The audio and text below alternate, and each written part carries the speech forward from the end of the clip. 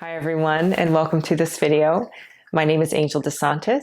I speak on religious trauma, and in this video I want to talk about a little bit about the reason I took a break and also how I sort of process things and the conclusion I came to. And the conclusion that I came to is what I'm going to share with you. So hopefully you find it useful, whether or not you've been through religious trauma. I think all the important lessons in life are just life lessons. So regardless of where you come from or how you got to this video, there are certain elements of truth that are useful no matter who you are, where you are, or how many times you've heard them. So I hope that this will be useful for you wherever you are. But if you don't know, I took a break. I know a lot of you are finding this channel now, but I took a break for about a year. And part of that, and if you look at some of my other videos, I have said this multiple times, part of that is because a lot of people were reaching out, asking me for help, and I cannot give help. I cannot assist you where you are. And it got to the point that there was a few people that reached out and it felt very invasive. And there was even one person that moved themselves to LA and then messaged me and said, I'm in Los Angeles. You need to meet with me and you need to help me. And I felt very endangered and very encroached upon because this person had moved themselves in from out of state and had decided that I was the thing that was going to fix them. So they were going to find me and I needed to help them fix themselves. And of course, there are a lot of elements to that. And I am, I know enough to know when something is out of my league. And I just told them, I'm sorry, I can't do it. Here are resources for you, but I will not allow you to contact me anymore. And that, of course, feels really bad. It feels very violating. And I also consider myself to be an empathetic person. Whether that's true or not, or whether that's other people's experiences, is up to them. But it also made me feel sad because, in theory, I want to help this person. But in actuality, if you stay looking outside of yourself, if you stay outsourcing your healing, it will be impossible for you to heal. And so after that whole situation happened, I sat down and I thought about, okay, how can I make sure this doesn't happen again? And number one, I can't, because people's actions that are outside of myself are outside of my control. But it did make me really think about why. Like, why does this happen? Why does this happen often? And why does it happen a lot in people who have been oppressed or people who have been abused, or especially in the religious community? And I think the link that I found there is that what religious trauma does, or one of the fundamental teachings of a religious dogma, specifically Christian, is that you are looking outside of yourself for the source.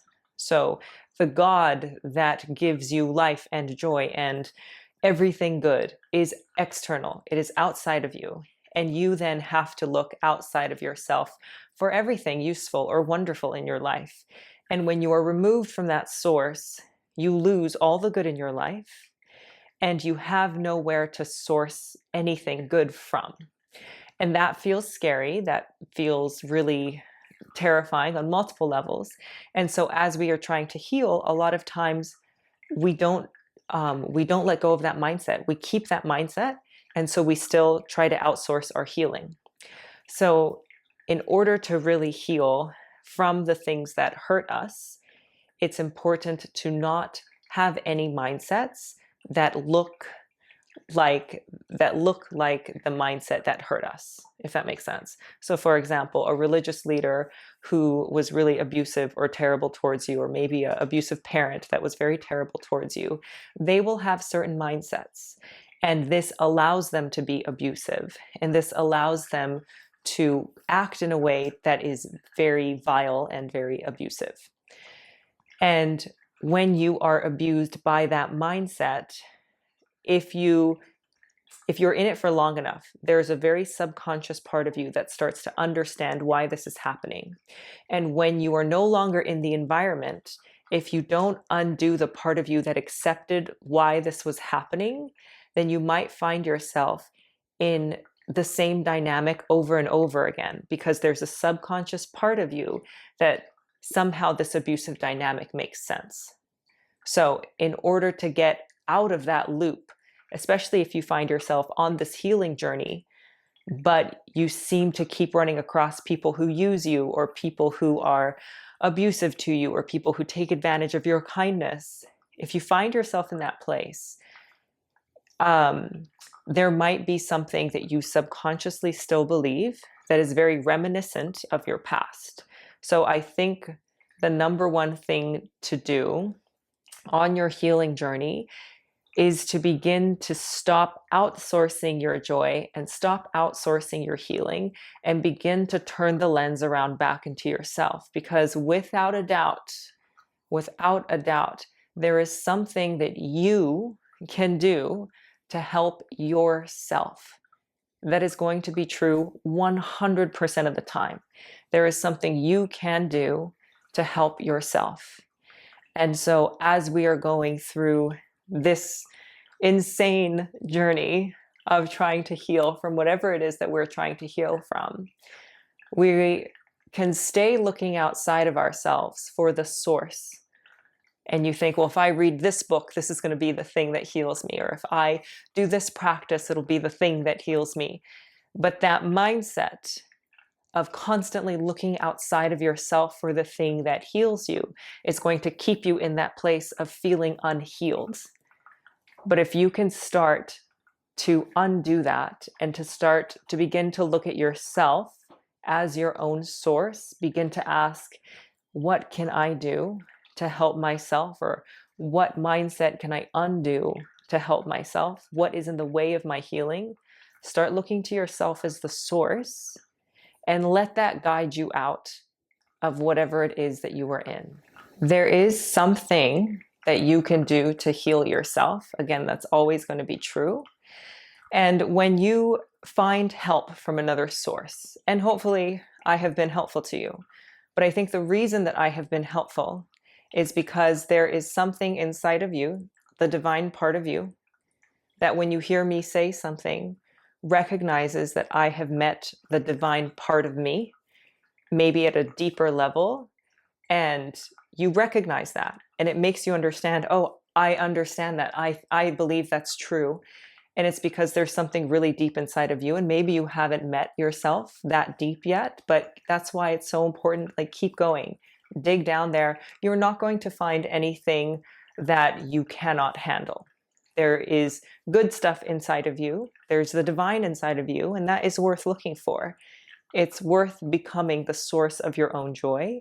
It is worth becoming the thing that you love and you worship, not in the way that I believe that when you are growing up with a religious mindset, you think, well, if I worship myself, I'm a false idol, and that's not what I'm supposed to do. But I mean to worship yourself as in there should be a reverence to your own life. There should be a reverence to the fact that you have survived all of these things and you're still here. And doesn't that make you divine? Haven't you done the impossible and continue to do the impossible? And that is such a wonderful thing. And I believe that that deserves reverence and it deserves recognition. So as you are on this healing journey, as you consider all the things that may heal you, it is so important to consider yourself. So that is my message today, is look inside of yourself, because looking outside of yourself is part of the religious dogma that we are taught. And in order to undo that part of our mindset that can keep us sick, if we want to be healthy, it's important to begin to let that go, begin to understand that you are the thing, you are the source. There is wonder inside of you, and you are worth discovering. So look inside of yourself. There's something wonderful there. And in all the things you consider for healing, consider yourself. So, as usual, hope this was helpful. Thank you for being here. It looks like I'm on the 1 a month video train. I thought that I would be able to get in front of it, but it looks like we're doing 1 stop a month. But as usual, so much love to you wherever you are. Thank you for trying to heal yourself. It not only benefits you, it benefits the entire world. So stay at it. Keep looking inside of yourself. There's something wonderful there, and you are worth discovering. So thank you, and apparently I will see you next month.